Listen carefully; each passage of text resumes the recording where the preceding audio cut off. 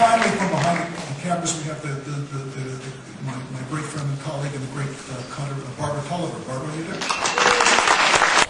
Welcome to Cultural Hours. I'm your host, Linda Powers. We're live at the Tribeca Film Festival.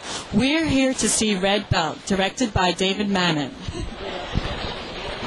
Congratulations in this film. Tell us your role in it. My role is I play a character named George, who is a weapons expert. And is it different training for acting versus boxing? No, the same thing it took to be a good fighter takes to be a good actor, and that's discipline and focus. You have to have the same training mindset.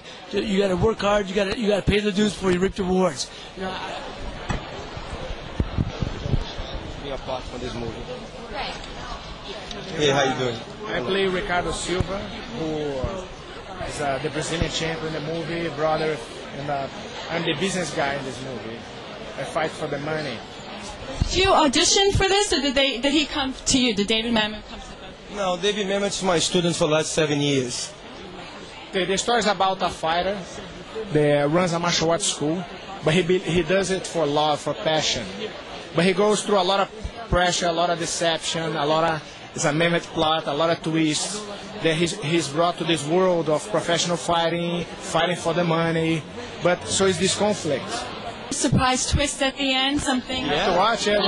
You need to watch. You gotta watch. We cannot talk about that. We're on contract. We cannot talk about that. Thank you.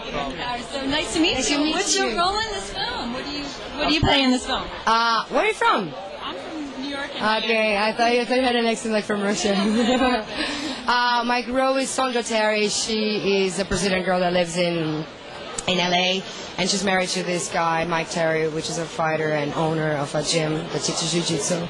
Seems like it's such an honor to be in this film. It was an honor for sure. It was when the story, like the possibility came up, I was really thrilled by the possibility. I spoke to him over the phone because he was looking for a Brazilian actress. One of the guys that trains him Jiu-Jitsu gave my name, and then he called me. He watched one of my movies. We went through the script a little bit together over the phone, and then he made the invitation, and that was it.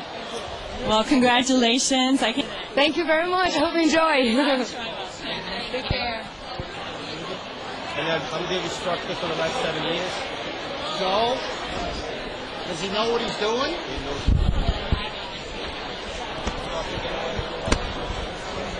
Thanks, Roy. Mamet. He seems to be an intricate word craft. Does that make it easier or harder to inhabit the characters you play? Because you guys are both so smart. We just talk about tits and ass all day long. Like Howard. You know, Scott Burrell, who's on one of the Howard Stern channels, is the boxing roles in the film. You even singing for it? Yes, yeah. I got to write the songs for the film. I'm a singer-songwriter. And Tell me about the role of being the wife of David Mamet and being involved in the film. Do you give input, or do you just stay out and just let him do his thing? oh God, he's a master. I mean, you know, sometimes as an actor you can give input just by screwing up a line, you know, and he'll say, you know what, that line doesn't work, I'm going to change it. But my favorite role in life is being his wife and the mother of my children. How many children do you have? I have 2. It's a very beautiful film. He calls it an American samurai picture. It's about this lone warrior who is kind of lured away from his principles and then has to fight for his principles at the end. But it's a beautiful work of art. And a real homage to Jiu-Jitsu, the Brazilian martial art, which my husband practices. Renato Magna is his teacher, and he also has choreographed the fights in the movie, which are really beautiful. Nice to talk to you.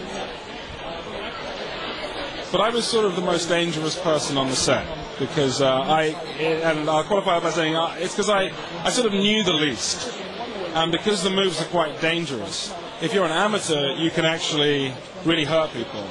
And what's your role in the film? So I play Mike Terry, who he runs an academy, a Brazilian Jiu-Jitsu academy in Los Angeles. But that's fun filmmaking, you know. That's what it's sort of about. That's why you do it, because of the challenges involved. Thank you very much. Champion in martial arts, so let's see if we can get it. Yeah, I think everybody tunes into Howard, and you know, he's a purveyor of controversy, which is always fun. Hello. Hi. Hi. How are you? Very good. So you're a champion next to you. Wow. So really, so tell me about your role in the film. I play Dylan Flynn, who's kind of a sports commentator, a former fighter turned sports commentator, and I kind of become a pivotal character in the plot that, you know, the main character Chiwetel is trying to get to me to kind of blow the whistle on the subversion that's going on in the movie. So, Have you been acting a lot, or is this a new experience for you? it's my seventh movie. I've got 2 more pictures coming out this summer. First time working with David, which was a real learning experience and very, very good for me. How did you make that connection with David for the film? Did he contact you? Did you contact the audition? Well, I went in to read, I went in to audition, and him and I hit it off, I think, because we both have a passion for jiu-jitsu and grappling and wrestling, and I think he tries to bring an authenticity to what he's doing, and I certainly fit from that perspective into the role of the movie. And are you still practicing martial arts, or? Yeah, I'm still training. How often do you train? I train usually 5 or 6 days a week. So is this your first Tribeca experience? Yes, it is. Yes, it is. I like it. It's my first film festival, period. So, thank you for your time. thank you very much.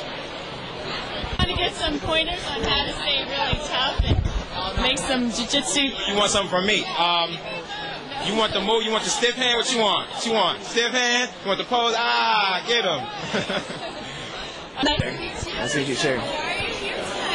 I'm here as, my publicist actually asked me if I wanted to come and see a David Mamet film. And I said I'd love to come. I mean, David Mamet's, one of my favorite directors. I love ties. Has your life completely changed since Chronicles of Narnia? Yeah, it really has. I heard you've been training. Did you get the idea as you were training, or is it? Well, I've been training jiu-jitsu for a number of years, and so it's about the art of jiu-jitsu, and it's also about the world of jiu-jitsu. It's about the emotional side of it. I never have any emotional ideas because I'm basically emotionally I'm very retarded. But I think a lot about drama and about human interaction. So is there a twist at the end in this one? You bet there is. Okay, I can't wait to There's see a couple it. twists in the middle too. Can you show us a jiu-jitsu move? I could, but it really would be inappropriate. Oh, why? Thank you. Wait a second. That's a jiu-jitsu move. Oh, you tricked me. Yeah, sure. If I get you to move to the side, all of a sudden, now you're defeated, right? Okay. Because you're at a very weak angle. You're looking that way. And I'm at a very strong angle. So part of jiu-jitsu is not to oppose force to force. Okay. And use the easiest way possible to deflect the other person's force. So Especially for a woman, I need to know this. well, it's great for women. In fact, that's part of one of the major elements of the movie is Emily Mortimer, who plays a woman who's been extraordinarily abused, goes to the jiu-jitsu studio by accident because she hit the guy's car, and he says, "Let me help you," and teaches her how to deflect force. That's fascinating. I can't wait to see it. Thank you very much. Enjoy it. Culture Hours.